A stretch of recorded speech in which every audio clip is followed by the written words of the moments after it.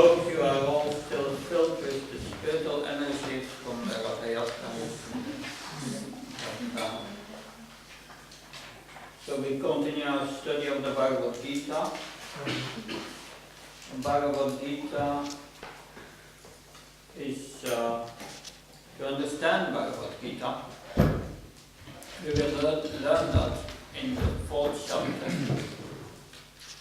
that in the beginning of the 4th chapter already, Krishna will speak about the qualifications of understanding this transcendental knowledge. The study of Bhagavad Gita is not like a scholarly study. We get knowledge and then we pass an exam. You should not worry too much about the exam. That knowledge, it are basic things. Even if you fail, you can do it again, but you will get a different question. You can try 2 times. I have 3 different exams. No problem. But that's not the goal, just having that knowledge. But to understand Krishna consciousness, Krishna conscious philosophy, it is so important that one need to understand that the methodology to acquire transcendental knowledge is not the same as getting scholarly knowledge. Scholarly knowledge we get by Pratyaksa and Anumana. These are 2 main methods of how one gets knowledge. But Pratyaksa means by sense perception, what we perceive. And Anumana means by logic, by thinking. But although we use these methods here also, they are only supporting a main method, another method to acquire transcendental knowledge. And that's called Sabda Brahman, by transcendental sound vibration. The transcendental sound vibration enters the heart, and we will be able there to understand it and bring it into practice if we have a very humble service attitude towards Krishna or Krishna's representative. And that's based, that pleasing the representative of Krishna is based on respect. Without respect for the speaker of the Bhagavad Gita and Krishna's representative, we will never be able to realize this knowledge. One must please Krishna, pleasing is representative. I'm not speaking anything here which is coming from me. I'm thanking Krishna for that. But I'm not giving my own opinions here. But these are the words of Sri Krishna, and it are the words of Srila Prabhupada. It are the words of the previous acharyas. So respect means giving attention. Don't try to do other things during this class. That will be very destructive. Respect means attention. So therefore, we start with praying to the previous acharyas, to our spiritual master. Om Ajnana Timirandasya Janantara Shrakaya Chakshurumiritam Yena Tasmai Shri Gurave Namah Shri Chaitanya Vishram Stavyam Yena Bhutale Swayam Bhuravaramaya Nandati Sampadantikam Vandeham Shri Yuta Pandakam Shri Guru Vaishnavam Shri Rupam sajatam sajam ragnatam kitam tam sadivam satritam savarutam pajanasritam Shri Krishna Chaitanya Devam Shri Radha Krishna Padam Sagamamita Shri Vishakam Kitam Hare Krishna Singha Bandho Jagapate Gopeshna Gopakanta Radha Kanta Tapta Kancha Gaurami Rame Vrindavana Shri Vrishabhama Sute Pranam Mahiri Pankajya Purvishya Sasivre Patandana Ameyo Vaishnava Jai Shri Krishna Chaitanya Prabhu Nityananda Shri Advaita Radha Srivasadi Gaura Bhaktivinoda Hare Krishna Krishna Krishna Hare Hare Hare Rama Rama Rama Hare Hare Namo Vishnu Krishna Bhakti Sastri Namo Vishnu Krishna Bhakti Namaste Saraswati Gauravani Prasadi Nirvishesha Sunyavadi Vaskata Vedanta. So, in the third chapter, Krishna has explained Karma Yoga. And we have heard the whole explanation up to today, to the verses where we came now. Krishna has explained everything, the essence of Karma Yoga. And the most, I would say, a verse which is very, very typically explains the techniques of Karma Yoga is verse 30. It's Mai Sarvani Karmani Samyasyatma Sedasya Nirasya Nimamo Gutva Yutyasva Vyata. So, therefore, O Arjuna, surrendering all your works unto me, with knowledge full of me, without desire for profit, no claims of proprietorship, free from lethargy, fight. So that's a summary of the whole explanation of Karma Yoga. If you doubt what is Karma Yoga, you read this verse, you remember this verse. Very important verse. So Krishna explained Karma Yoga, and now what's the conclusion? That this Karma Yoga is to go out in practice. And in verse 33, so that Krishna makes a point that he warns Arjuna. You are a Kshatriya. You are a warrior. You have to fight. That's your duty. Because that's your psycho-physical nature. You have all a psycho-physical nature. We have capabilities to do certain things in our lives.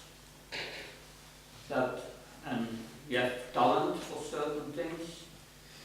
That some of us are intellectuals, some others are more practical persons. So we are all different. We are all unique in some way. We have like a fingerprint, all different. Means we have all a body which is a different combination of all the modes of nature. Very interesting. So we have all our nature. And Krishna says you have to act according to your nature. That he has explained before. You have a body that, yes, and you have your nature, and you cannot act contrary to your nature.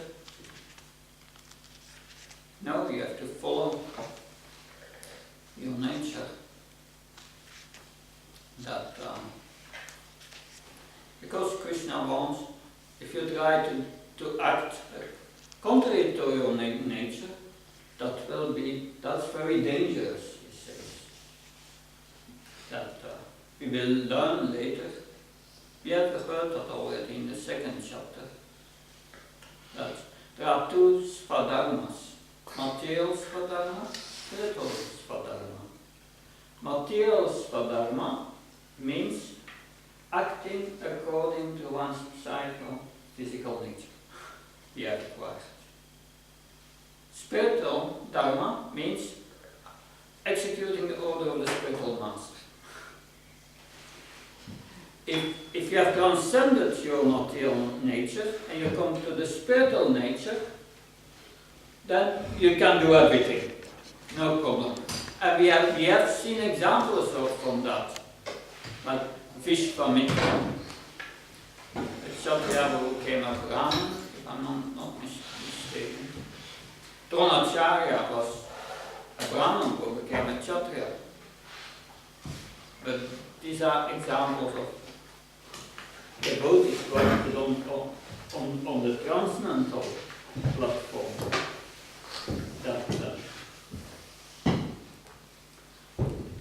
So, unless one is fully Krishna conscious, one cannot give up his prescribed duties, acting according to one's psychophysical nature. That we have we'll read first the verse, and I will read a few sentences of the purport. Verse 33. Even a man of knowledge acts according to his own nature, for everyone follows the nature he has acquired from the three modes. What can a person accomplish? In the commentaries, Prabhupada writes, there are many so-called spiritualists who are outwardly pose as advanced in the science, but inwardly or privately are completely under particular modes of nature, which they are unable to surpass. Academically, one may be very learned, but because of his long association with material nature, he is in bondage. Krishna consciousness helps one to get out of the material entanglements, even though one may be engaged in prescribed duties in terms of material existence. So if we follow this karma yoga and we do our prescribed duty according to our nature, then without being attached to the results for the pleasure of Krishna, then we become purified and we will attain the level of spiritual svadharma. But unless one is completely purified, one is not on that level. This level of acting on the spiritual svadharma is the level of sannyas. Sannyas means using one's body, mind and words in the service of the Supreme Lord. We will learn more about that we learn more about that in the 5th chapter. There Krishna will say, Tad buddhyas tad atmas, tad nishtas tad prajna, kachanta punavritam, jnanam yukta kalmas. That one engages with one's mind, body, intelligence, and all one's convictions, surrenders in service to Krishna, then one becomes purified and comes to the spiritual platform. So renouncing without being purified, taking sannyas without being purified is a disturbance. So that is only outwardly posing one as advanced, but inwardly one is attached to the fruits of his actions. So to take sannyas means being purified. Now, it's a process which we explained during the last week mainly, that but we can all perform karma yoga, but we can all be on a different level. I remember that Purnachandra Maharaj, who was explaining this chapter in his Bhakti Sastri course, he said he was temple president in a temple on the Philippines, and there was someone, a devotee, came to see him in his office, and he said, I want to make bead bags. You just buy me the cloth, I make bead bags. and yeah, Purnachandra Prabhu at the time was thinking, yes, okay, good, let's buy cloth, and he gave him the cloth, and then a few weeks later, the man came back with all kinds of bead bags.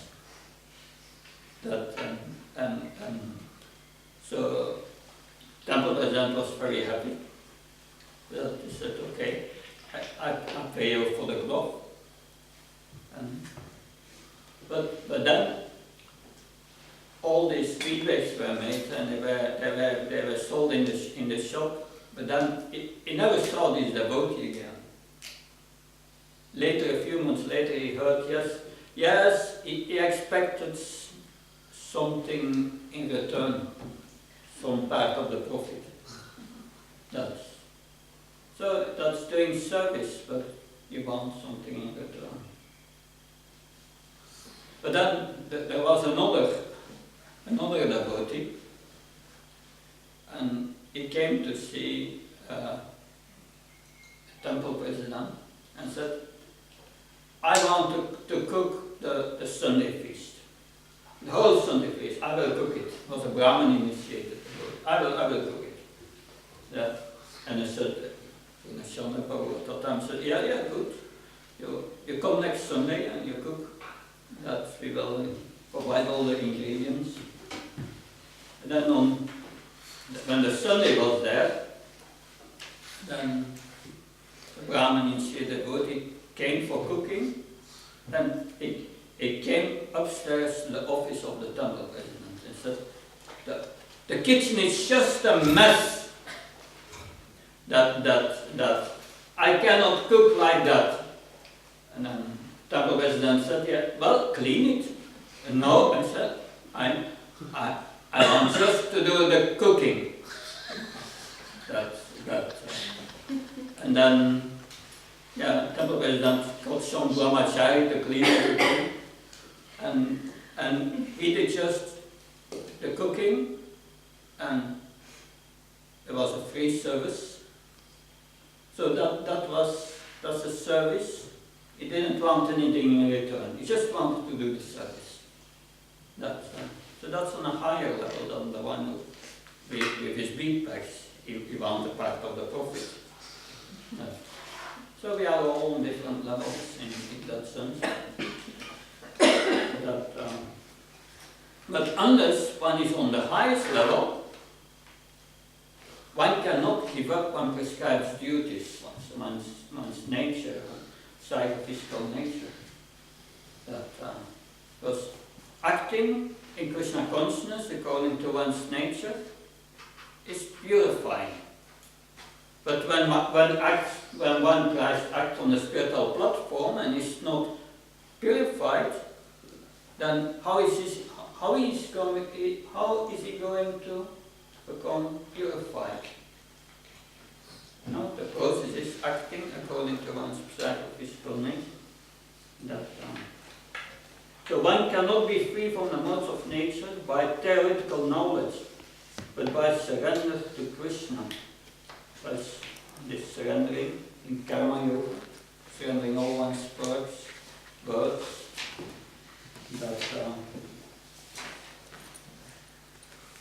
Now, text 34. 34.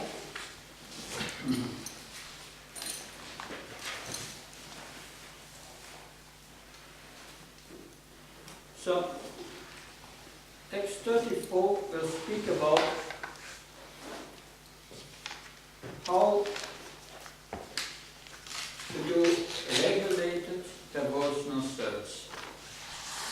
Call it sadhana, and the importance of that. There are principles to regulate attachment and aversion pertaining to the senses and their objects. One should not come under the control of such attachment and aversion, because they are stumbling blocks on the path of self-realization. So one who is not on the level of Krishna consciousness, always thinking of Krishna, one must follow rules and regulations. And by following these rules and regulations, one can remove all the stumbling blocks for self-realization. It's called the regulating attachment and aversion. One does not act out of attachment, or not because one is averse. One is doing one's duty in a regulated way for Krishna. And by that, this attachment and aversion is not a factor anymore in one's service. That it regulates attachment and aversion. Because one can say, if we are helplessly forced to act according to our nature, what is the use to follow all these rules in Shastra? Why should we follow them? This is the answer. That it regulates this attachment and aversion that Krishna is described before. Yoga. Yoga means the definition we heard of yoga in the second chapter.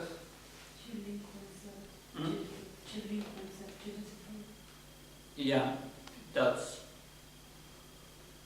is the principle of yoga, but how to attain this link, one must be equal in failure and success. And that is called equanimity or sameness of mind. So, and that sameness of mind gets one out of this duality of attachment and aversion.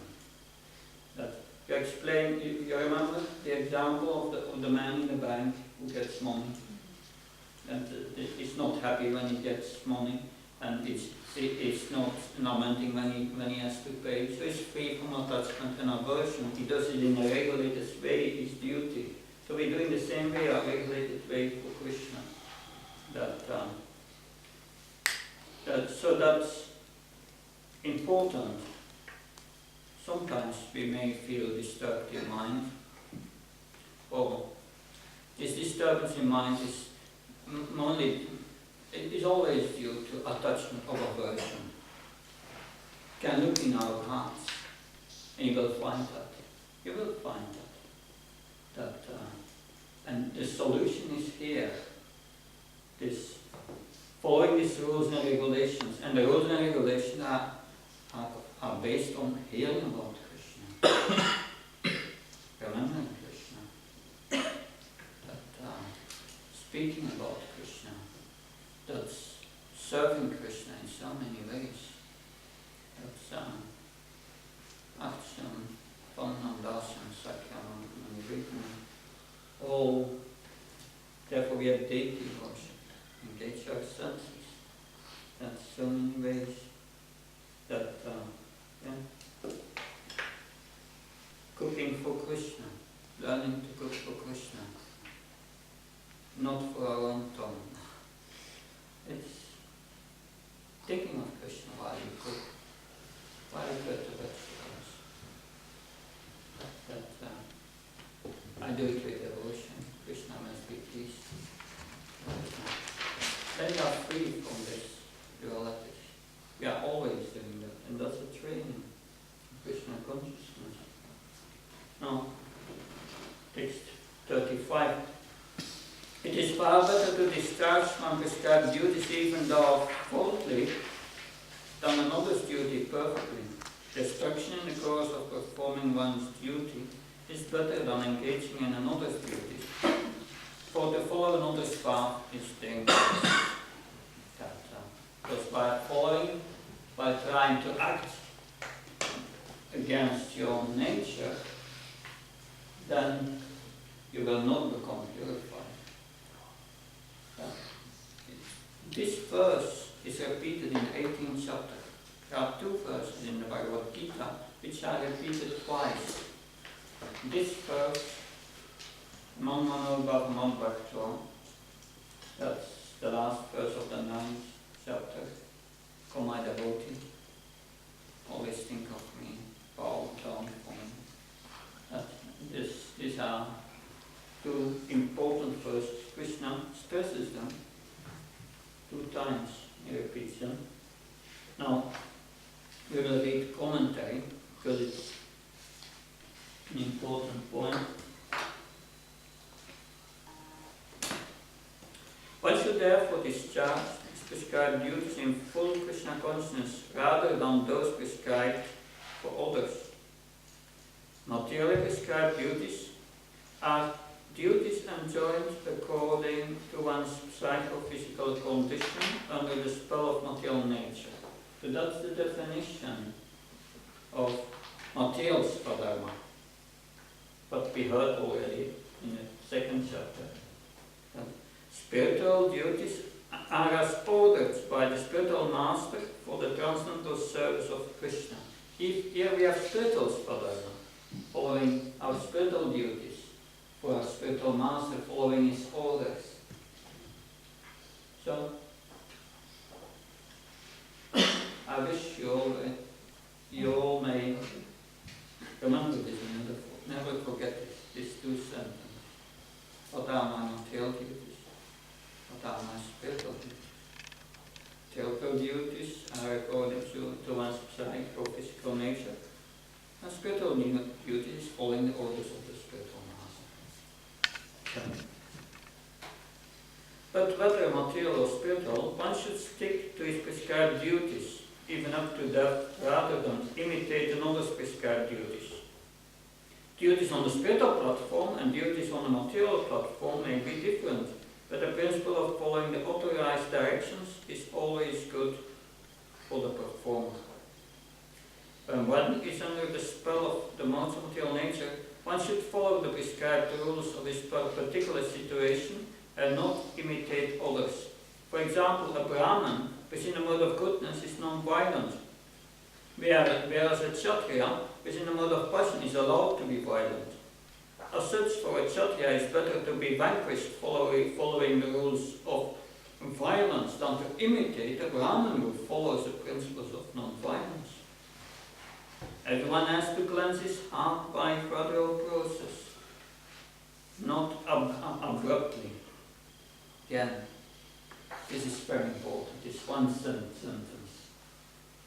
Don't expect I will be liberated tomorrow and I will have no material duties anymore to perform. No, everyone has to cleanse his heart by a gradual process, not abruptly. However, when one transcends the modes of material nature and is fully situated in Krishna consciousness, he can perform anything and everything under the directions of a bona fide spiritual master. In that complete state of Krishna consciousness, the Kshatriya may act as a Brahmin, or a Brahmin may act as a Kshatriya. So if you are on the transcendental platform, it doesn't matter anymore. You can do any service for Krishna. Anything to please the spiritual master. In the transcendental states, the distinctions of the material world do not apply. For example, Vishwamitra was originally a Kshatriya, but later he acted as a Brahmin. Whereas Parasuram was a Brahmin, but later he acted as a Kshatriya. being transcendentally situated, they could do so. But as long as one is on a material platform, he must perform his duties according to the modes of material nature. At the same time, he must have a full sense of Krishna consciousness. Okay. Now, Krishna has concluded karma yoga, and he has stressed to Arjuna, you have to fight, you have to do your duty. But now Arjuna has a doubt. He has a question. The question is as follows. That Arjuna said, "O descendant of Krishna, by what is one impelled to sinful acts even unwillingly, as if engaged by force?"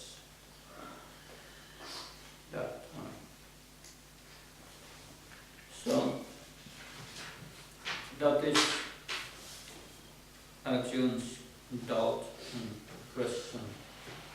And Krishna will answer that up to the last verse of the Bhagavad Gita, of this chapter. No, text 37. Krishna begins answering this question. This is a very important question. These verses will follow. There are a few verses which are very important for preaching. They are key verses that you have in your student's handbook a list of key verses, and some are underlined. This you have to memorize. But I advise you to memorize also the others. Because at the exam, you may expect that I ask questions, and the answer is just the translation of these verses. Because if you know these verses, you will no problem to pass the closed book exam. The closed book exam counts 21 questions and 5 verses. If you memorize the verses in Sanskrit and English, that's 1/3 of the exam. You have already 1/3 if you can answer that, if you know the verses. And if you know the other key verses, I can assure you, you can answer 1/3 of more of the questions. Of course, I will not ask for these verses, but the answer is related to these verses. But like in the exam, I could ask that what are the 4 kinds of people who approach Krishna. 4 kinds of pious people who approach Krishna. Or I may ask, give me 4 kinds of impious people who do not approach Krishna. And if you know the verses, you know the answer. So, reading verses, learning verses is important. You get this verse in our heart, and you carry this knowledge with you. That you don't need to take your Bhagavad Gita, it's in your heart. And by doing the effort to memorize it, you start to see through this knowledge. So one of these verses is the next verse, Kama Isha Koda Isha Ratsha Samidbhava Mahasana Mahapapna Vichinam Yavavinam. Supreme Personality of Godhead said, it is lust only, Arjuna, which is born of contact with the material nature, with the material mode of passion, and later transformed into vrag, which is the all-devouring sinful enemy of this world. I just read a few lines of the purport. Therefore, lust is the greatest enemy of the living entity, And it is lust only which induces the pure living entity to remain entangled in the material world. Wrath is a manifestation of the mode of ignorance. These modes exhibiting themselves as wrath and other corollaries. If therefore the mode of passion, instead of being degraded into the mode of ignorance, is elevated to the mode of goodness, by a prescribed method of living and acting, then one can be saved from the degradation of wrath by spiritual attachment. When I read this sentence, I was thinking, what does Srila Prabhupada mean? What does he mean? He means sadhana. Because he says, by the prescribed method of living and acting. Sadhana is a method of to live and to act. That one can be saved from the degradation of wrath by spiritual attachment. It's also said the mode of passion, instead of being degraded in the mode of passion, instead of being degraded into ignorance, is elevated to the mode of goodness. That's interesting. How do we do that? That we feel passion in our heart. How am I going to use that in Krishna consciousness? That Srila Prabhupada has here an interesting verse from Narottam Das Thakur is speaking, is explaining how he is going to do that. Listen carefully. It's very interesting. Narottam Das prays in Prema Bhakti Chandrika, Bhakti Alo. I will engage lust, anger, greed, illusion, madness, envy, and pride in proper ways, and defeating these enemies, I will feel happiness in my heart as I peacefully worship Govinda. I will engage lust by offering it in Krishna's service. I will direct anger towards those who are envious of the devotees. I'll be greedy to hear the topics of Hari in association of devotees. I'll feel illusioned without achieving my worshipful Lord. I'll be maddened while singing the glories of Krishna. In this way, I will engage these enemies in their proper places. That's so how to engage these enemies. That's what this principle of karma yoga, Srila Prabhupada called it dovetailing. Dovetailing. Using everything as its proper use. Everything can be used in Krishna's service one way or another. So the spiritual master instructs his disciple how to do that. So this quote of Narottam Das Thakur about engaging his enemies. Now, the next verse is an analogy. Dhumenavitevanya yatadasho malunatsa yatolvenavideka tatan vinedamavita. As fire is covered by smoke and as a mirror is covered by the dust, or as the embryo is covered by the womb, the living entity similarly is covered by different degrees of lust. In the purport, Srila Prabhupada explains, like a mirror is covered by dust. It's like the consciousness of the animals. It's like dust over their consciousness, and they cannot understand their situation. And embryo is covered by the womb. It's even worse. That is compared to the trees. Trees have also consciousness, and so reduced. And fire is covered by smoke. It's like the human form of life. Our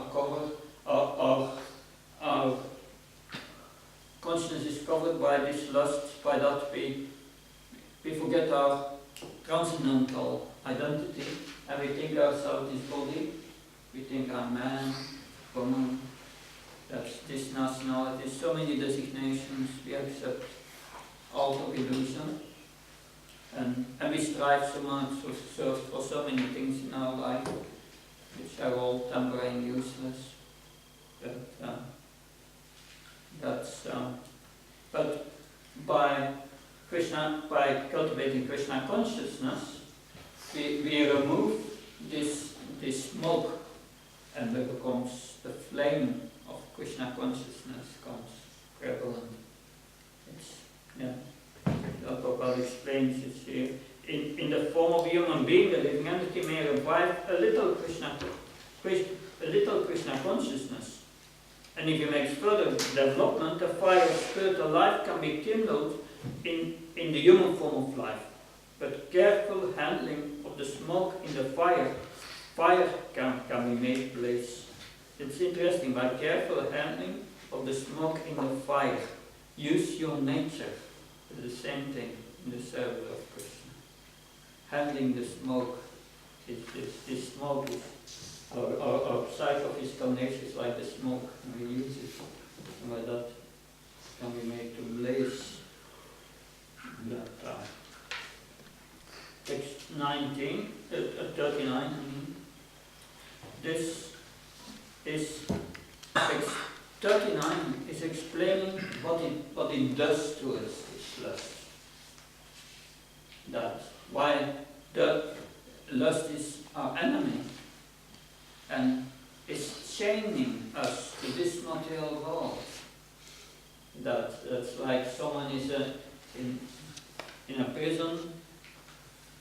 In the medieval times, they put people in prison with a chain and a big ball, and they could not move with the ball.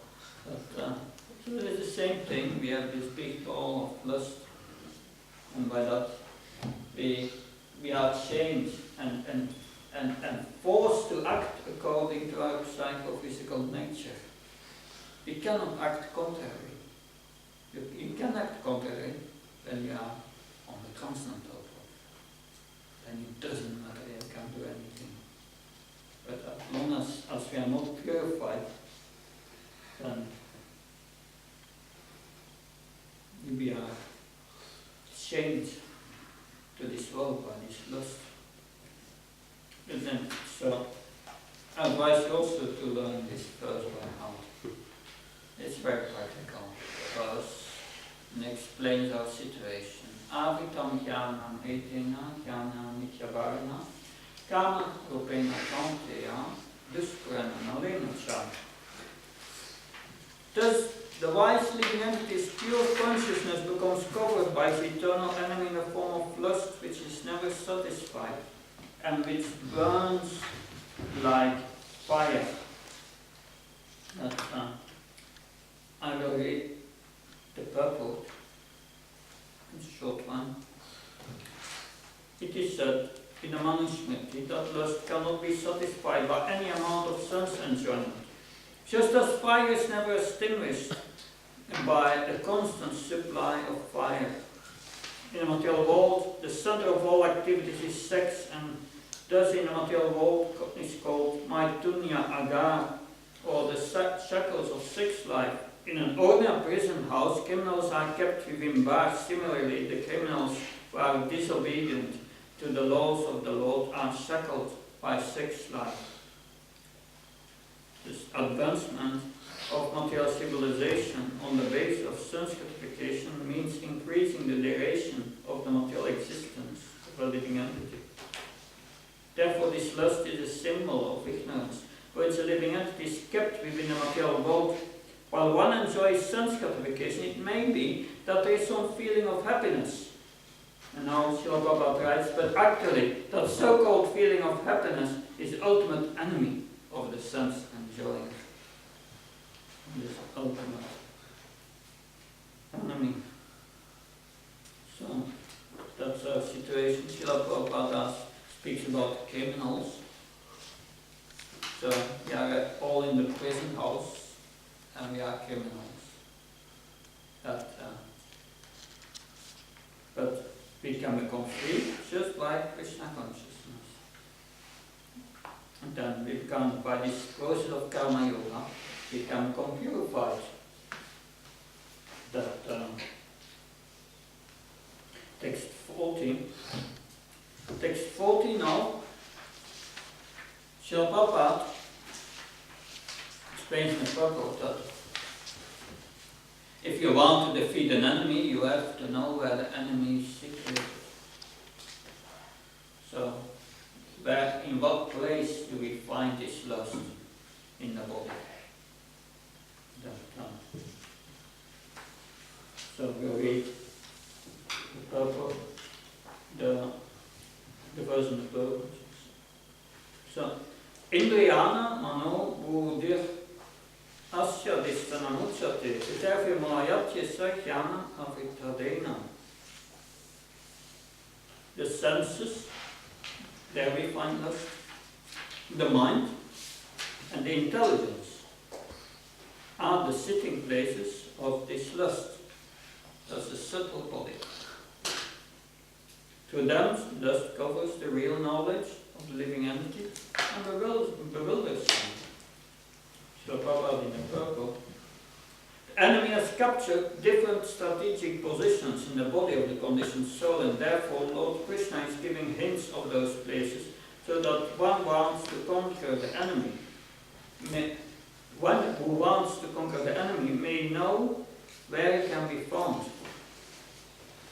Mind is the center of all activities and the senses, and thus when we hear about sense objects, the mind generally becomes a reservoir of all ideas of sense gratification, and as a result the mind and the senses become the repositories of lust.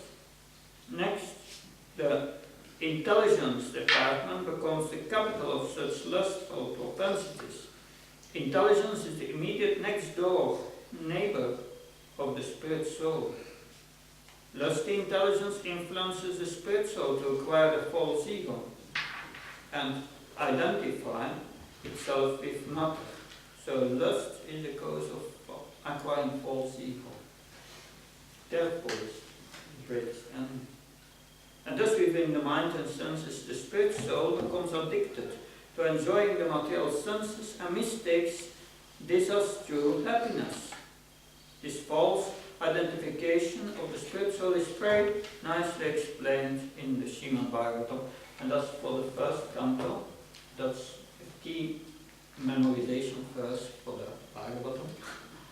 That's Yasyatma buddhi kunipetita tuke spadi kalakati subhamaichadi yatirta buddhi salilena karichit shanesta vihesa saibagokara. That's a very strong preaching, this verse.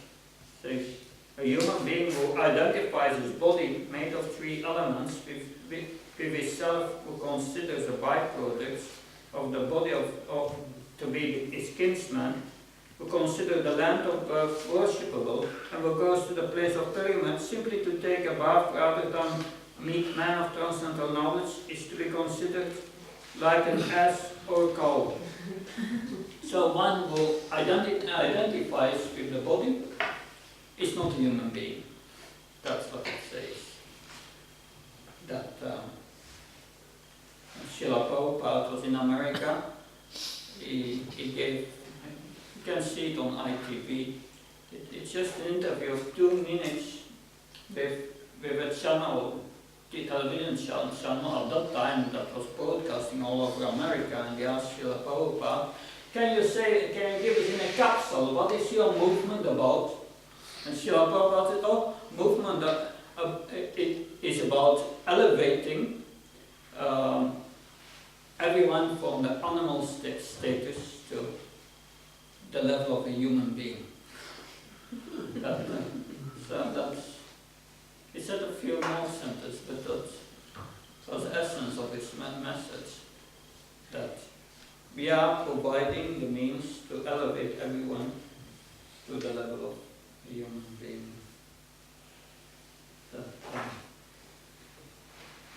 Now, text 14.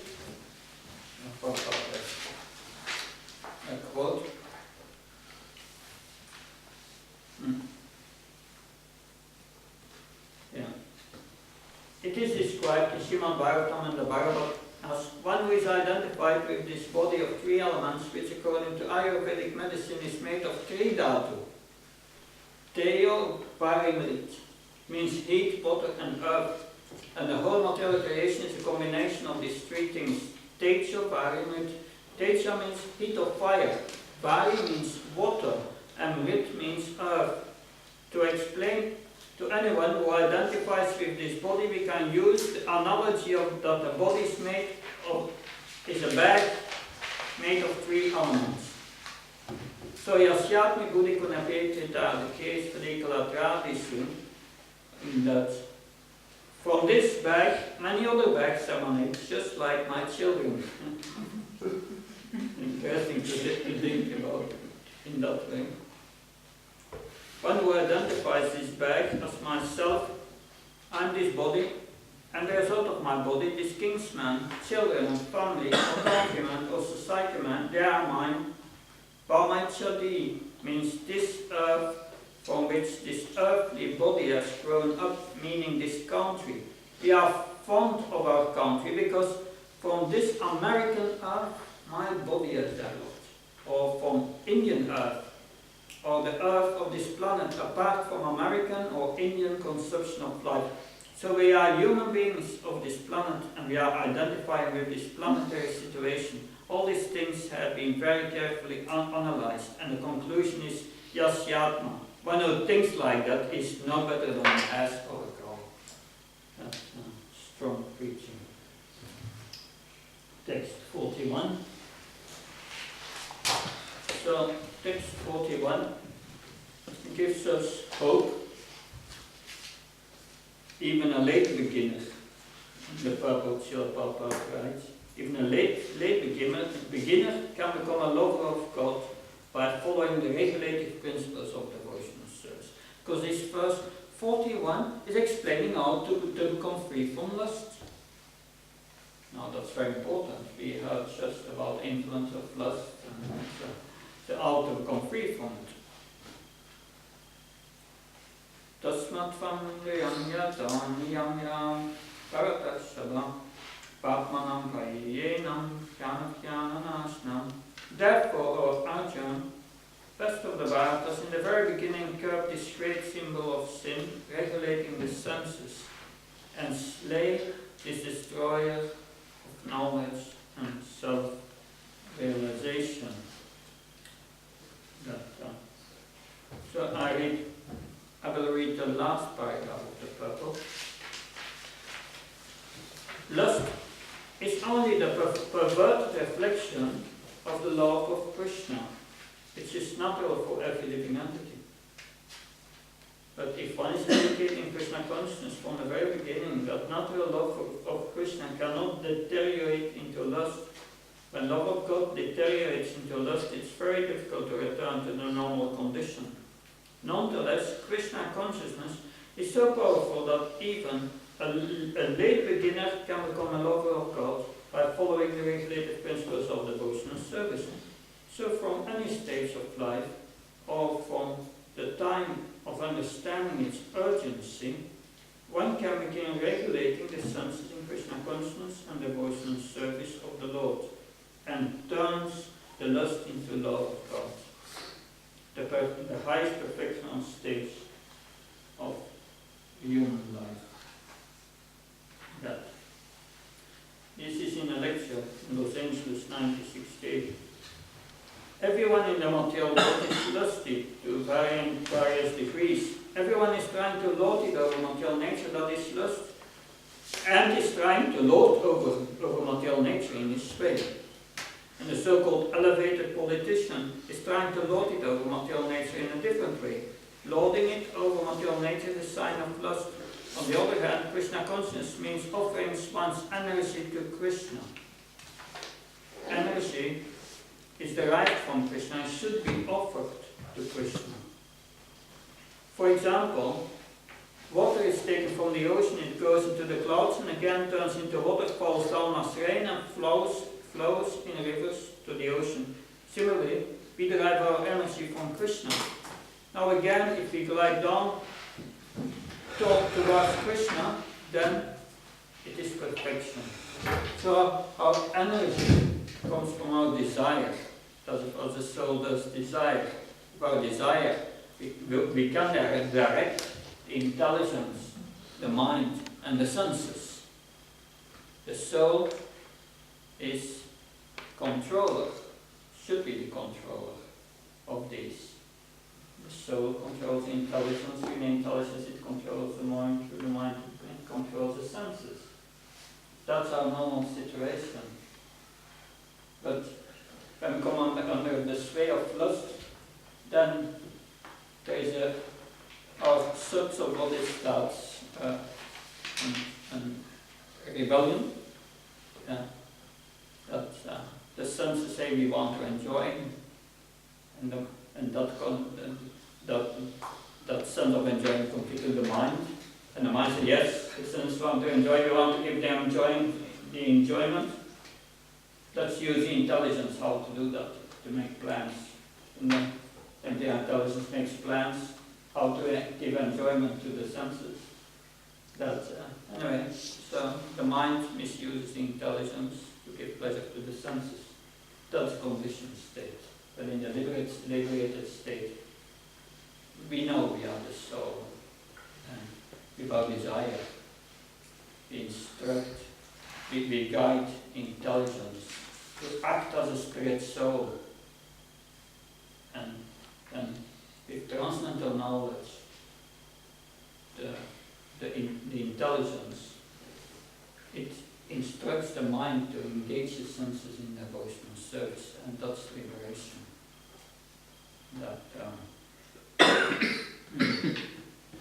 It's not an easy point to understand.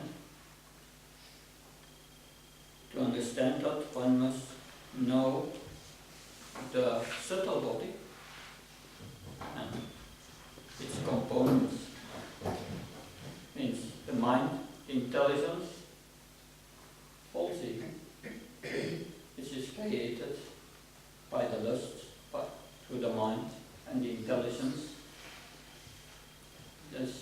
When lust is in the intelligence, the intelligence is used to identify with the body and and starts to act to give enjoyment to the body. And that's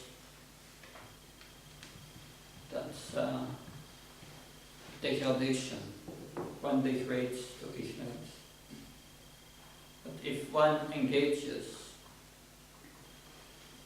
and one uses the intelligence to act according to the verse of Bhagavad Gita, then the intelligence will engage the mind in devotional service. And one becomes free from lust. There is no aversion of attachment anymore, no duality of material nature which is going with the body. Therefore Krishna explains, Indriyana Brahmya, Indriya Brahmana, Mansastu Prabhudir Yogude Paratastusa.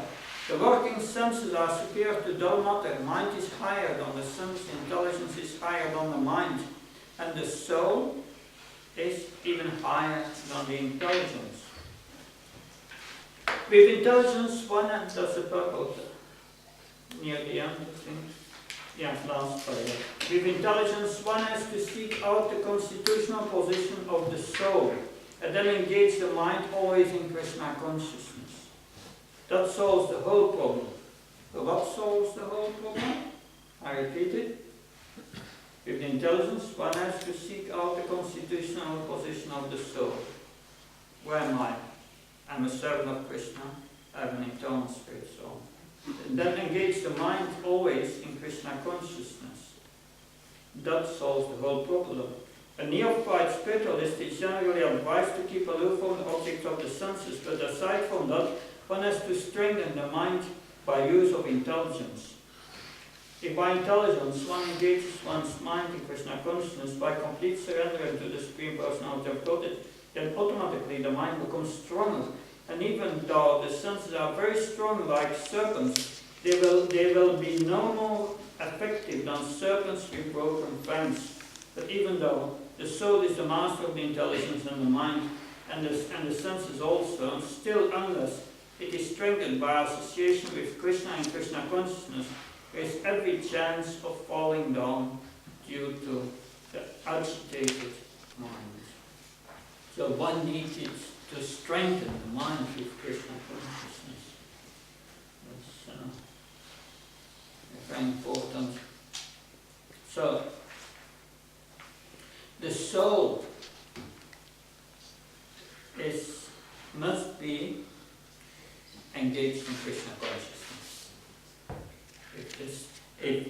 If the soul, how do we engage the soul in Krishna consciousness? By desiring to please Krishna. And then, if we do that, all the subordinates, because the intelligence is supposed to be subordinate to the soul, and the mind is to be subordinate to the intelligence, and the senses have to be the servant of the mind. Then everything is in Krishna consciousness. So that principle, automatically all subordinates, like the senses, mind and intelligence, become engaged. Yeah. So when intelligence becomes strengthened by Krishna consciousness, how do we strengthen intelligence? By hearing Bhagavad Gita, what we are doing now, Bhakti Sastri, eternally, always learning Bhagavad Gita. It never stops. Also, when you get the ISKCON certificate, you never stop learning Bhagavad Gita. That it can engage the mind in the service of Krishna. Then the senses become like serpents with broken fangs. Then the senses cannot fill the mind anymore with lust.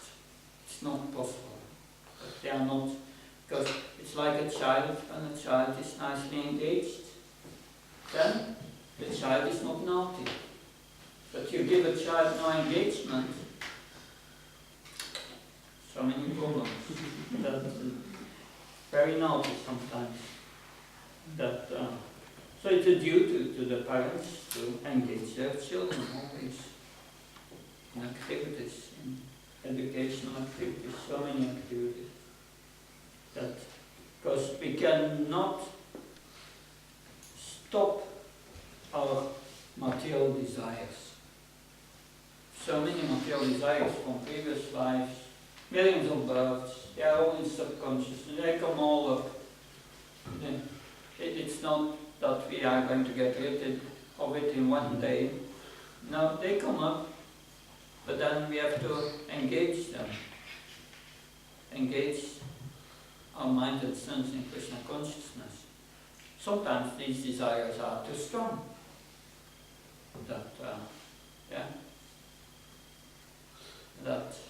But we have to learn to deal with it. The mind may say, I have to eat sweets. You meditate the whole days of sweets. But when the mind, then, okay, the mind wants sweets, yeah, give it a little sweet, prasada, a little. But don't go further. Then the mind will say, give me another. Give me another. And then you come under the sphere of lust. Because it never ends. But you give it a little, and then you regulate it. Just a little. Anyway, that's the whole process to learn. So text 43 is the conclusion. Conclusion is Evam Buddha Brahmutva Samstapyatmanatma Yaisha Brahmago Kamurupa Durashadam. Thus, knowing oneself to be transcendental to material sense, mind, and intelligence of mighty intelligence, one should study the mind by deliberate spiritual intelligence, Krishna consciousness, and by spiritual strength conquer this insatiable lust, an enemy known as lust.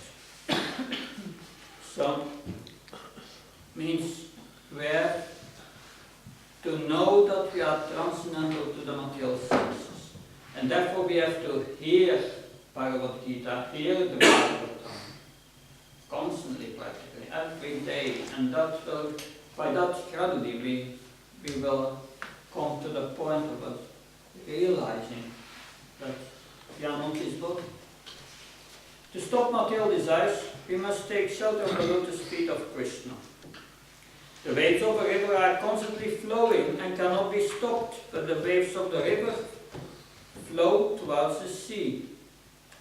Then the tide crosses over the river. It overwhelms the flowing of the river, and the river itself becomes overflooded. The waves from the sea become more prominent than the waves of the river. Similarly, the devotee with intelligence plans so many things for the service of the Lord in Krishna consciousness that stagnant material desires become overflooded by the desires to serve Krishna. As confirmed by Yamunacharya, since he was engaged in the service of the lotus feet of the Lord, there is always a current of newer and newer desires flowing to serve Krishna, so much that the stagnant desire of sex life becomes insignificant. Bhagavad Gita 2:59 also confirms we must have this higher taste, and if we want only the service of Krishna, then that desire becomes stronger than every other desire. So this is the last part of the third chapter, and now we go to the fourth chapter.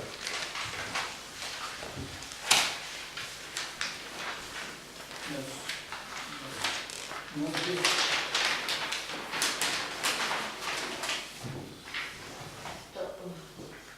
Okay.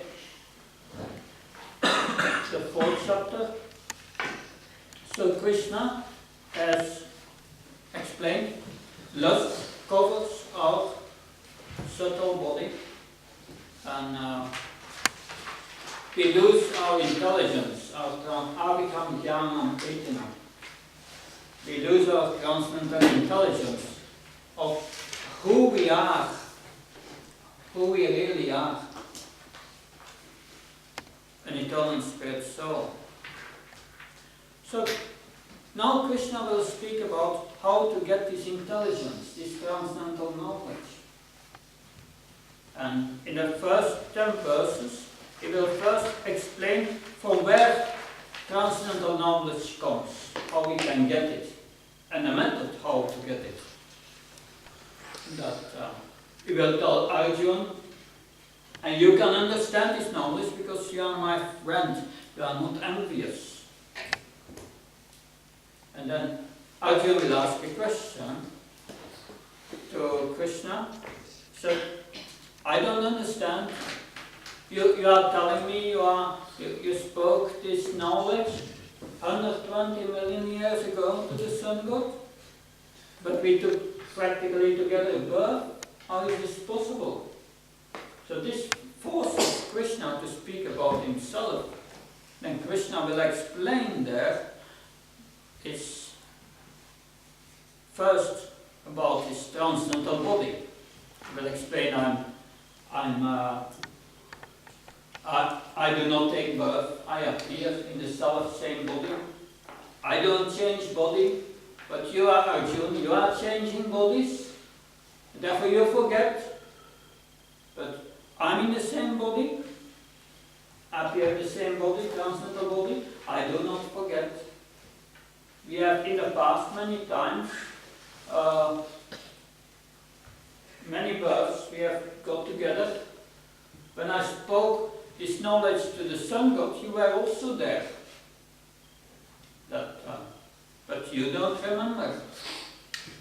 And then Krishna will speak about his mission. Says, I think that's memorization for those things. Yada yada dharma shaklani bhakta bharata abhyutta namadharma shaklani chichanam. Wherever and whenever there is a decline in religious principles, I appear. establish these principles of religion. I'm doing that yuga after yuga. Paritranaya sadnam, vinasaisadiskanam, dhamma samstapanarthanam, samavan yuge. Then he says, I'm protecting, I'm appearing and to protect the devotees and to kill the demons. That's his mission. And after that, Krishna will tell us one understands my transcendental nature and activities, and understands me. He does not take birth again in this material world. Shanma karma smedikam yoni pritipatra tektyam panajnam naitimam isarina. It's another memorization verse. These are very important verses.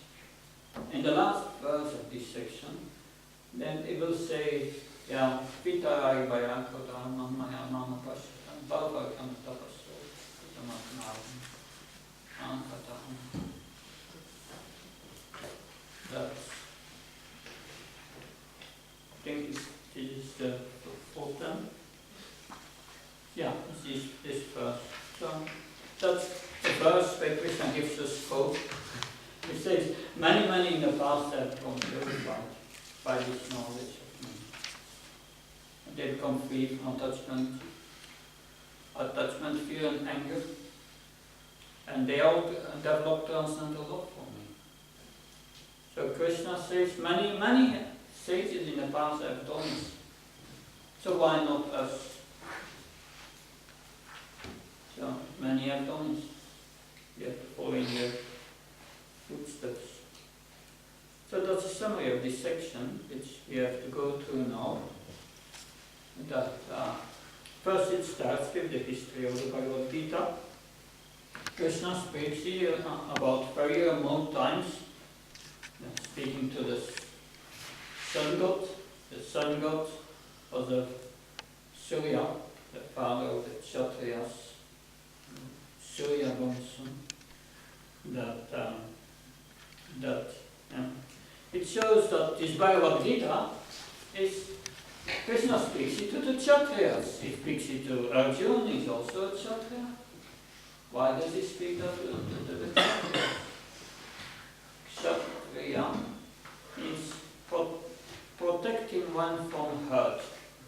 That's a Kshatriya. It's protecting all the others. Like the Kshatriya in the Varnashram is protecting everyone in society. Like the Vaishyas is feeding everyone in society.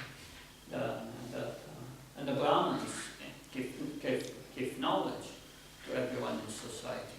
Everyone has his function. It's an ideal society. But the Kshatriyas were meant to protect others from being hurt. Being hurt, what does it mean here? Because they were responsible to protect the citizens against what? Lust. Protecting them against lust by this transcendental knowledge. That's the real meaning of Kshatriya. That they are protecting all the citizens from the bondage to lust. So, who is the speaker of Bhagavad Gita? It's Krishna. Krishna is perfect source. We are, Srila Prabhupada explains that also in the introduction of Shisa Upanishad. That we human beings, we are under 4 defects. That, let's see what we remember. Imperfect senses. One is always in illusion, a cheating propensity, and one makes mistake. But Krishna is aparuseya, is perfect, does not have this defects of the conditioned soul. Aparuseya. That's mentioned in the Shisa Upanishad. So Krishna spoke this knowledge to the Kshatriyas 5,000 years ago. And why did he speak it? 120 million years ago to the sun. Because Evam Parampara Praktum Imam Yogashasya Yogi Sakalni Mata Yoganas Parampara. The line of the discipline, the succession Nasta was broken. So he speaks it again. How is it broken? Because how does that happen?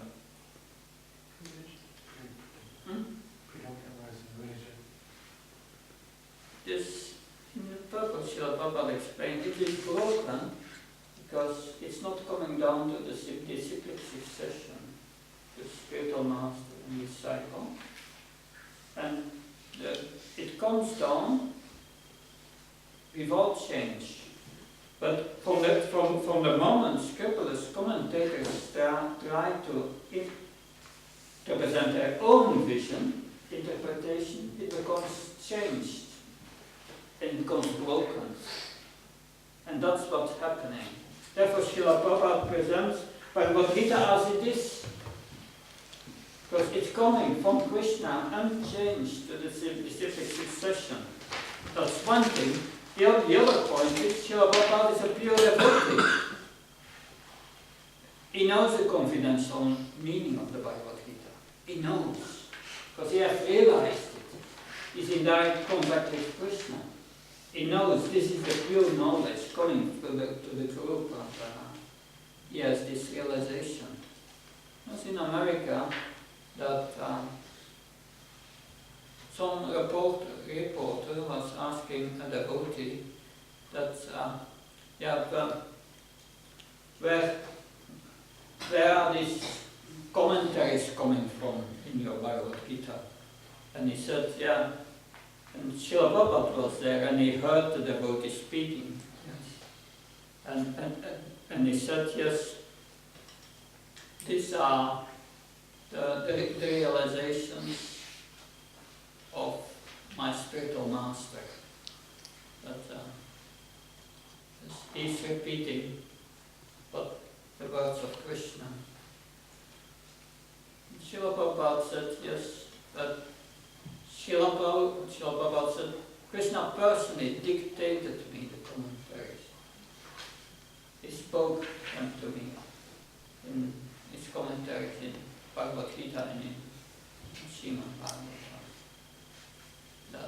That's personal contact with Krishna. And it comes to the Guru Parampara unchanged. That's the principle. And then we get transcendental benefit when we hear it unchanged, purely presented.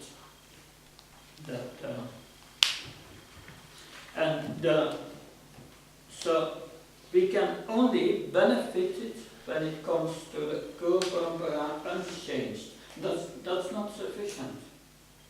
Your inner attitude. And that's the next verse.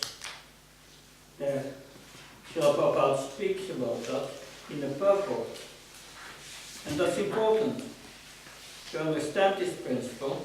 If we want to realize this knowledge, we need to understand this principle, how to become qualified. Saiva amate kya yoga prakta puratma pakta sime sakasiti rasyam yeta uttamam. That very ancient science of the relationship with the Supreme is today told by me to you, because you are my devotee as well as my friend, and can therefore understand the transcendental mystery of this science. Purport. There are two classes of men, namely the devotee and the demon. The Lord selected Arjuna as the recipient of this great science, owing to his being a devotee of the Lord. But for the demon, it is not possible to understand this great mysterious science.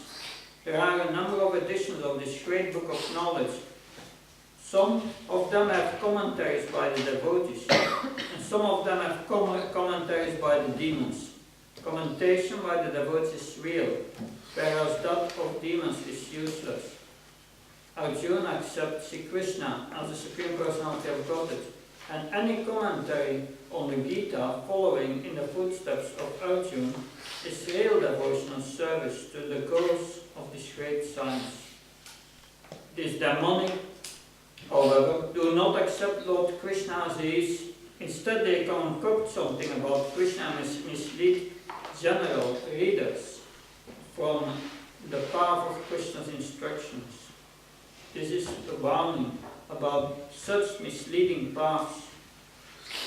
One should try to follow the disciplic succession from Arjuna and thus be benefited by this great science of Srimad Bhagavad Gita. So one must be a devotee in the disciplic succession to understand this knowledge of Bhagavad Gita.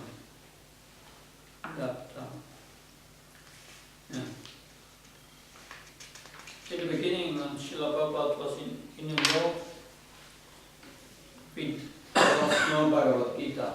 Srila Prabhupada had not written it. He wrote it before, but when he was in India, when he was in married life, but it mysteriously disappeared, the manuscript. Anyway, he had to write it again. But in the beginning in New York, they were using a Bhagavad Gita from Radha Krishna. There was an impersonalist. And the devotees were allowed to read just the translation, but not the purport.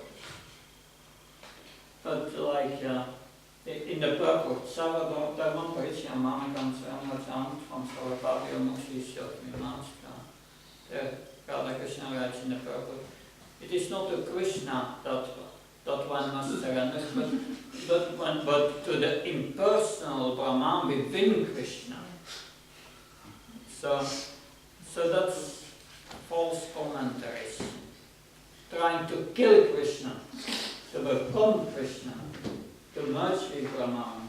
This is demoniac interpretations of Bhagavad Gita, trying to take over the position of Krishna, not recognizing his transcendental nature, which he will explain now, thinking that Krishna is a body made of material nature. No, but Krishna says, I'm Adya, unborn, I'm transcendental. My body does not deteriorate. That he will now explain in the next verses. But first,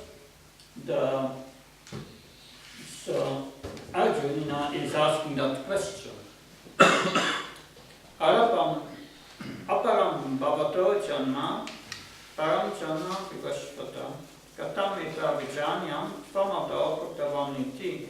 Arjuna said, the sun god Vivashvan is senior by birth to you. How am I to understand that in the beginning you instructed this science to him? So that was his question. Now, I have here a few quotes of one quote of Srila Prabhupada from verse 2. Therefore, one has to learn this science from the Parampara system. Evam Parapara Praptam. You have to go to the right person who knows Krishna. Evam Parampara.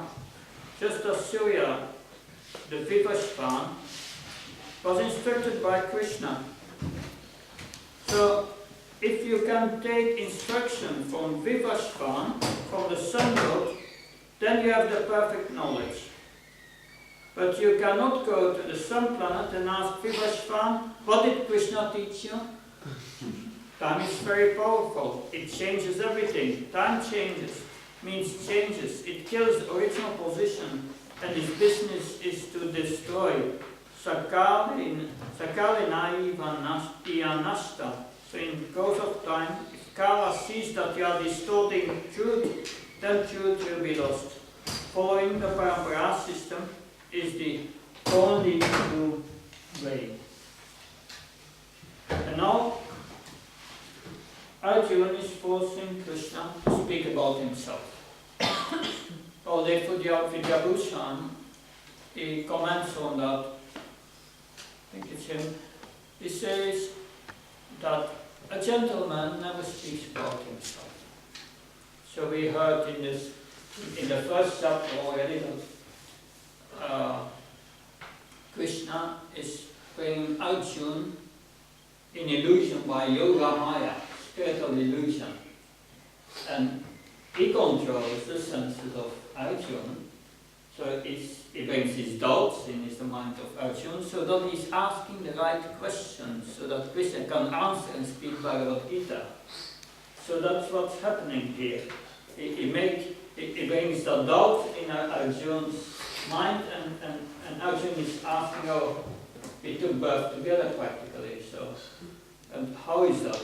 Please explain me. So, here, he explains, Lord, Supreme Lord explains, Supreme Personality of God has said, many, many births you and me have passed. I can remember all of them, but you cannot subdue of the enemy.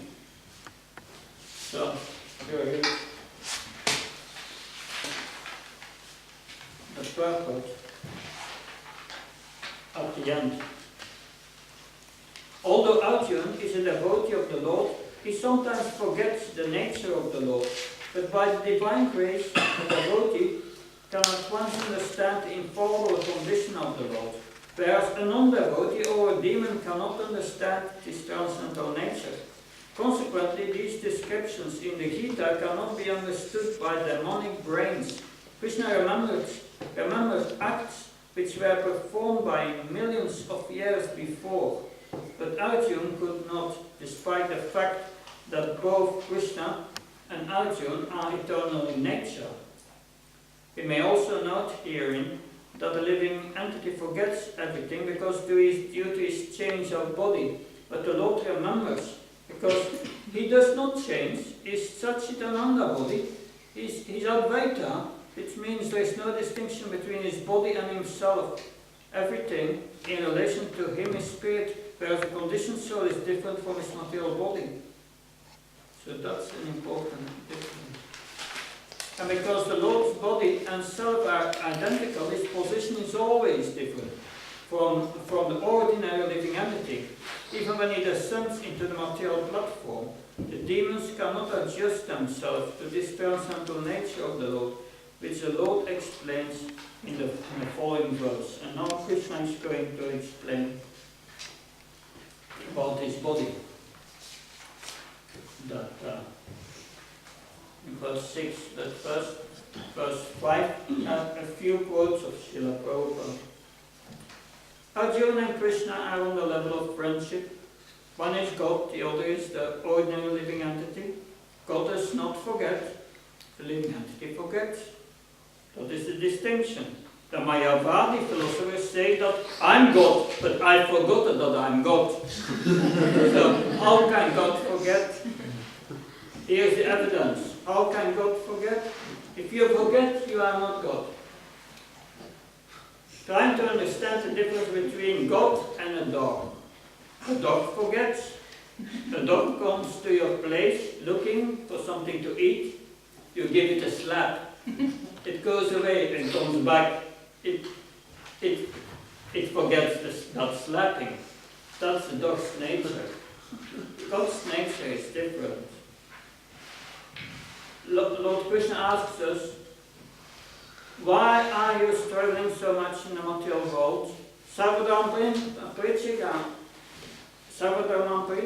ankasaram saranam vacha. Come to me, depend on me, I will protect you. And we refuse to believe in the Lord's offer.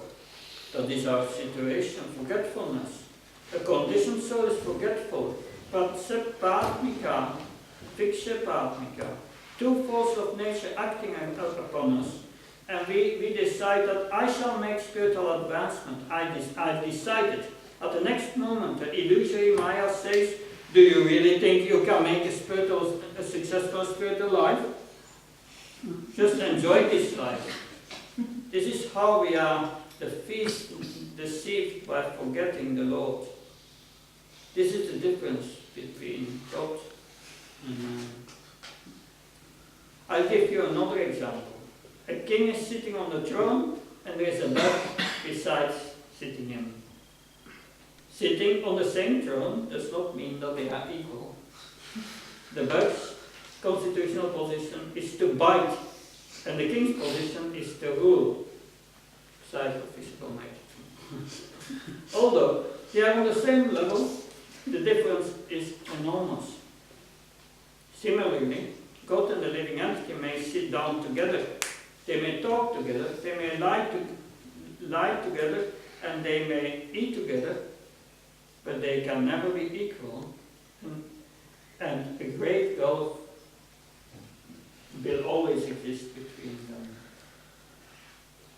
In 6, Krishna gives details about his body. Ayopi sanna vyayatma bhutanishtaropi sampagatim svamadistaya sambhavanatmanaya. Although I am born and my transcendental body never deteriorates, and although I am the Lord of all living entities, by my eternal energy I still appear in every millennium in my original transcendental form. His original transcendental form is unborn. Its transcendental body never deteriorates. That's the position of God. At the end of the purport,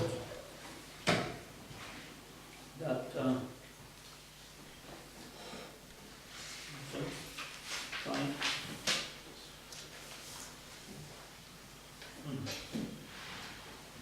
And because Lord Krishna's appearance and disappearance are completely different from that of any ordinary common living entity, it is evident that he is eternal blissful knowledge by his eternal potency, and is never contaminated by material nature. The Vedas also confirm that Supreme Personality of Godhead is unborn yet. It still appears to take its birth in multi-manifestations. The Vedic supplementary literature also confirms that even though the Lord appears to be taking his birth, he is still without change of body. In the Bhagavad Gita, in the Bhagavatam, he appears before his mother as Narayan, with 4 hands, and the decorations of the 6 kinds of opulences. His appearance in his original form is his causeless mercy bestowed upon the living entity, so that they can concentrate on the Supreme Lord as he is, and not on mental concoctions or imaginations which the impersonalist wrongly thinks the Lord's form to be. The word Maya or Atma Maya refers to the Lord's causeless mercy according to the Vishvakosha dictionary. The Lord is conscious of all of his previous appearances or disappearances, but the common living entity forgets everything about his past body, and as soon as he gets another body, he is the Lord of all living entities because he performs wonderful and superhuman activities while he is on this earth. Therefore, the Lord is always the same absolute truth and is without differentiation between his form and self, or between his quality and body. A question may now be raised as to why the Lord appears and disappears in this world. This is explained in the next verse. So, Krishna's body does not change, but our body changes. We are forgetting. If you move from one apartment to another, or one house to another house, you leave the other house. The first time you come in the new house, you have to see, the kitchen is there, the bathroom is there. You have to learn again, because it's different from the previous apartment. So if we come in a new body, we have to learn again. Oh, we have such senses. Oh, no, I'm a man. No, I'm this. So you have to learn all these things. That because we forget the previous body. It's good we forget the previous body. That we would remember our previous life. We could not enjoy this life. All the frustration. all that. When we were an ant, and there came the foot of an elephant. If we would remember all these things, that would be unbearable, and all the fights we got in our previous marriages and previous life, we just forget about it. That so it's a mercy that we forget this, not all this material existence, previous material existence. Although all these unfulfilled material desires are in our subconsciousness, we carry them as impressions, some skies, now Krishna's mission. Yada yada dharmasya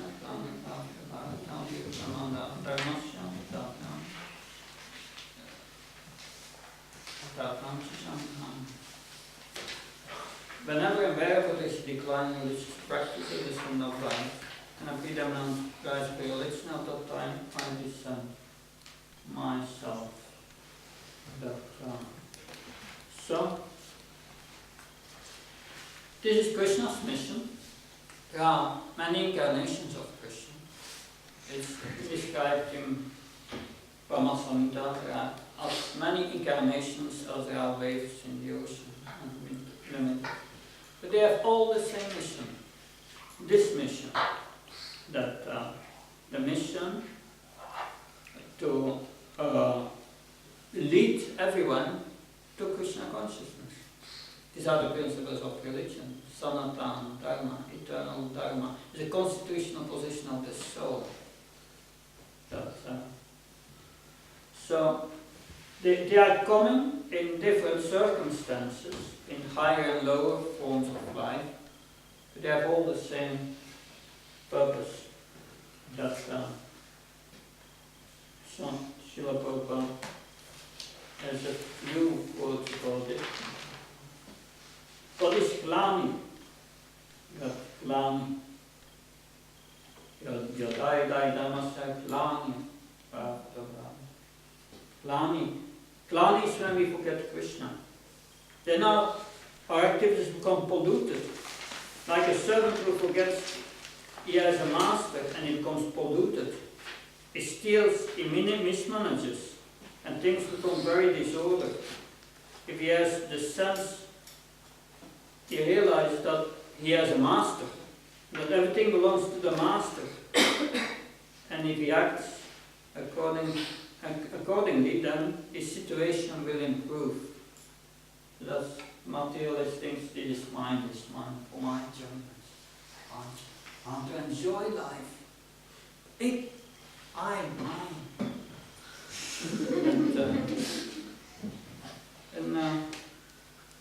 But we forget who is the master, who is the real proprietor of everything, who gave everything to us, who is the source of everything. We forget. Only I and mine. Then we are like someone who steals.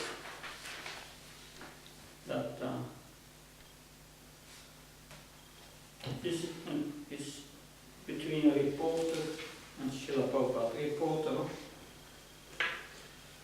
what do you try and teach, sir? Prabhupada, I'm trying to teach what you have forgotten. Reporter, which is what? Prabhupada. That there is a God. Some of you say there is no God. Some of you say God is dead. And some of you say God is impersonal or void. This is nonsense. I want to teach these people that there is God. This is my mission. Whatever the opposition, I shall prove that there is God. That is my Krishna consciousness movement. It is a challenge to the atheistic people. There is God. As we are sitting here face to face, you can see God face to face. If you are sincere and if you are serious, that is possible. Unfortunately, we are trying to forget God. Therefore, we are embracing so many miseries of life. So I'm simply preaching that you take the Krishna consciousness and be happy. Don't be swayed away by this nonsense space of Maya illusion. That is my request. Cutting words of the spiritual knowledge. Text 8. Paitranaya Sadhanantinasaya Sadhuskirman Sam Dharma Sam Pranatayam Sam to deliver the prize and to annihilate these miscreants, as well as to re-establish the principles of religion, I myself appear millennium after millennium. Read the third paragraph.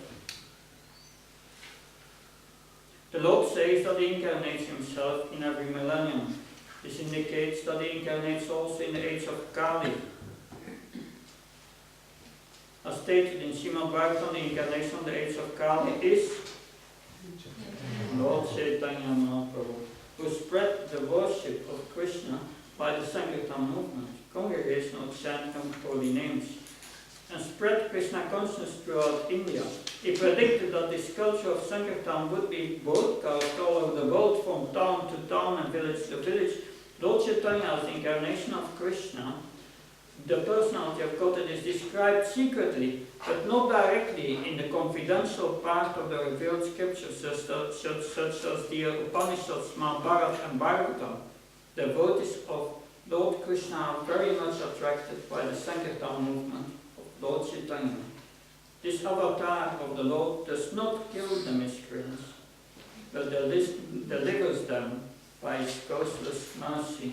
Lord Chaitanya kills the demoniac mentality in the hearts of people by the chanting of Hare Krishna, Hare Krishna, Krishna Krishna, Hare Hare, Hare Rama, Hare Rama, Rama Rama, Hare Hare. So, Krishna appears to protect the devotees and to kill the demons. He does not have to appear to kill the demons. He can do that through material nature. That we see wars coming up. It's all material nature. And one demon is going to fight with another demon, and they destroy each other. So you have earthquakes, you have tsunamis, you have ferry boats who collapse, you have airplanes who disappear. It's all Krishna's arrangements. Nothing we can do about it. So Krishna does not need to appear to kill the demons. Material nature can take care of that. Of course, they may not be all demons, or that bind its karma. That it shows Krishna can do this work of killing the demons just through material nature. No need to come for that. Why then does he come? He comes to associate with his devotees, to protect his devotees, to have pastimes with his devotees. That, this text 8.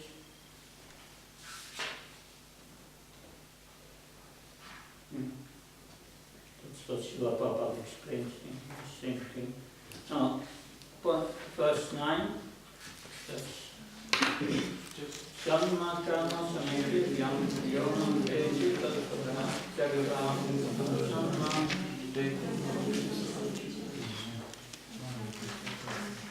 Yeah.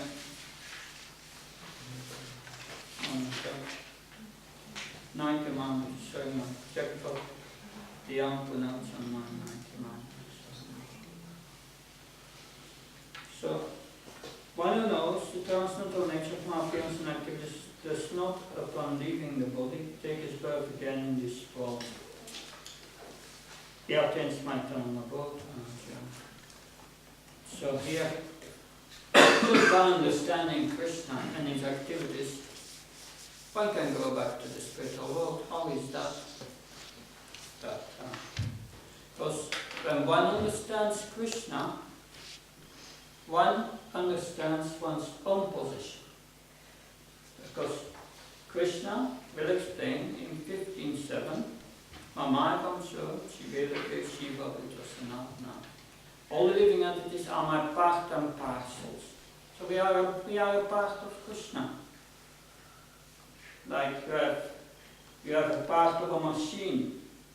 You have a screw, and it belongs to the machine. If it's separated from the machine, it has no use. But it's connected with the machine, it's useful. So we are part of the whole, and we must be connected with the whole. If we understand the whole, that Krishna is transcendental, we will understand I'm also transcendental. I'm spirit, soul in this body. I'm not this body. I'm a transcendental living entity. I can exist without this body. This body is dead. I'm alive in the body. I'm a spiritual being. I'm of the same quality as the whole. We understand the whole, then we understand our own position as subordinate to the whole. And the whole is meant to serve, the part and parcel is meant to serve the whole. So we serve the whole. So if you understand Krishna's position, we understand our position. If we misunderstand Krishna's position, Krishna will explain that in 9.11, when one will misunderstand my transcendental position, they are mudas. And in the next verse, Mogasa Mogakarani, Mogana Jnana Vishetasha. In the next verse, he explains that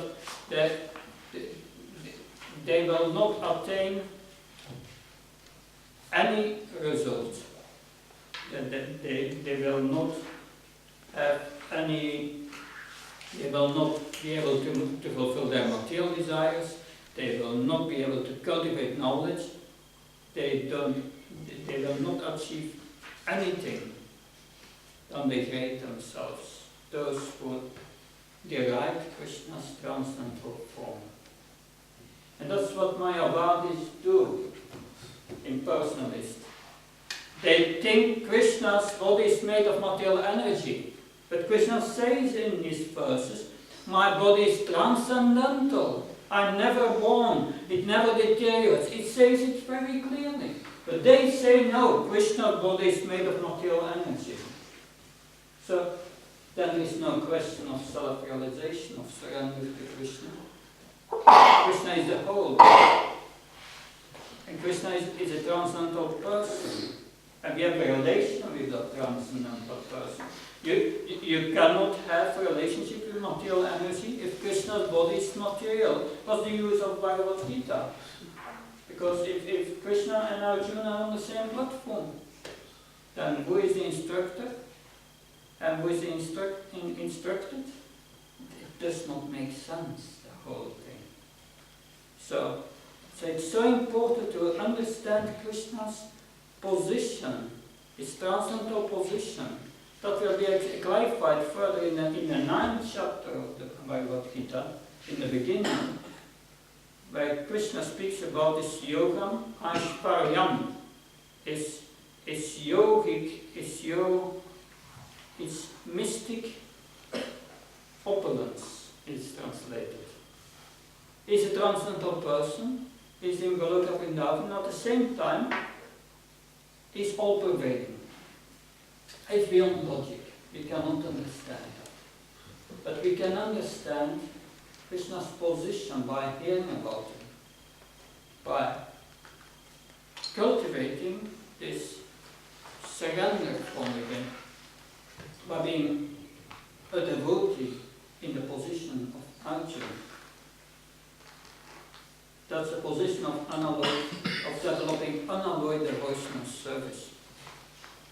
In the 11th chapter, Krishna will say to Arjuna, you can know me only by undivided devotional service. That's how to know Krishna. In the purport, Srila Prabhupada says, right, one cannot even begin to understand knowing Krishna if one does not take shelter of a bona fide spiritual master. And that we will discuss further in this chapter, in verse 34, how to get to realize this knowledge and to understand that Krishna, understanding Krishna's position is very important. That when we are just by understanding Krishna's transcendental position in the correct way, and that's not easy to understand, because many commentators have it completely wrong. Many are monists. They think the supersoul and the soul is the same thing. But Krishna will explain that in the 13th chapter, how they are different. There are two kshatrajñas in the body, the soul and the supersoul. He explains it very clearly, and he gives so much information on the supersoul. But since Mayavadis impersonalists, they do not accept Krishna's position, they think it's all one. It's all Brahman. These are all concoctions. And Srila Prabhupada explains that over and again in the Bhagavatam. Why? Because he wants us to protect us against this poison. One who hears this impersonalist Mayavadi philosophy is condemned to one should even not hear it. It's so dangerous, because it's deriding Krishna's position. But if we understand Krishna's position and his activities, then we do not take birth again. Because we have understood I'm a servant of Krishna. And my only purpose in life, what gives meaning to life, is serving the Supreme Lord, dovetailing every time in devotional service.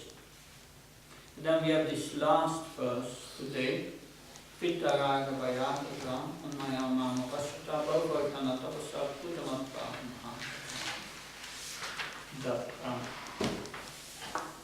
That's a verse which is very important. Being free from attachment, fear and anger, being fully absorbed in me and taking refuge in me, many persons in the past come purified by knowledge of me, and they all attain transcendental love for me. So in this purport there are two parts. I will not read it completely. In the first part, the first half, Srila Prabhupada explains of three types of persons who are neglecting spiritual life. Some fear personal spiritual existence and prefer to merge into the impersonal Brahman. Because they had the experience in life that being a person is very troublesome. So many bad experiences. And they think spiritual life cannot be the same. Again, being a person, it's too much. So they don't accept that fear of being a person again. And so they want to merge in the impersonal Brahman. That others disbelieve in everything. Angry are all religions. There's nothing good. Everywhere in the world they are fighting these religions, not for me. And then others, they are completely hopeless, and they come to the conclusion everything is void. There's nothing after this life. So, but to come many times when we come to Krishna consciousness, some of these contaminated ideas are there in our mind, and these doubts. But will I be a person again after this? Well, this is spiritual personality. But that's all explained by Bhagavad Gita further in the Bhagavatam. that it's really by the process of devotional service that we come out of all these doubts, and everything becomes clear up by faith in Krishna. Faith is the basis. Before Krishna will explain, as explained already in the 3rd chapter, for the faithless, there is just no way out. They hate themselves. So faith is very important. And in the second part, Krishna, Srila Prabhupada speaks about the process of devotional service. And he quotes a verse from Srila Rupa Goswami, Adashvada Dasata Sankatya Vachana Kriya Tatu Natana Nirvitasya Tato Nishtavachistata Atasakistatoravastata Prema Yudam Shati Sadhakam Apyam Premna Padurupave Bhavat Krama. So this is the process of devotional service. It's important to understand Krishna consciousness is a process that starts with faith. One comes to hear through Swami and then hears the lecture and thinks, yeah, maybe something is true in it. And one becomes interested and start reading the book and start coming to the Sunday feast, to the Kirtan and gets prasad and it comes. And some faith is there, maybe. Yeah. And then after that, one, by hearing, then one comes to the conclusion, yes, it must be true. One has more faith and starts to follow the instructions of the spiritual master and receives initiation. That's sadhu sangha. Sadhu sangha. Faith, sadhu sangha. After sadhu sangha, then one becomes vajnakriya, engaged in devotional service. Then by engagement, that's a karma yoga, one comes to the point of becoming purified in heart. Pitaraya vayakroda. One becomes purified in heart. Anartha nivritti. And then one comes to nishta, comes studying devotional service. And then gradually, other phases are Shakti. One becomes attracted to Krishna. And the attraction becomes so intense as Shakti. Then gradually Krishna is revealed in the heart. And then we have Bhava, Prema. These are higher stages. We will discuss all of this in Nectar of Devotion, but important to understand here, Krishna consciousness is a process, a scientific process. So, 9 o'clock. Thank you very much. It came so late, but this was a very important section, a crucial section, at the end of the 3rd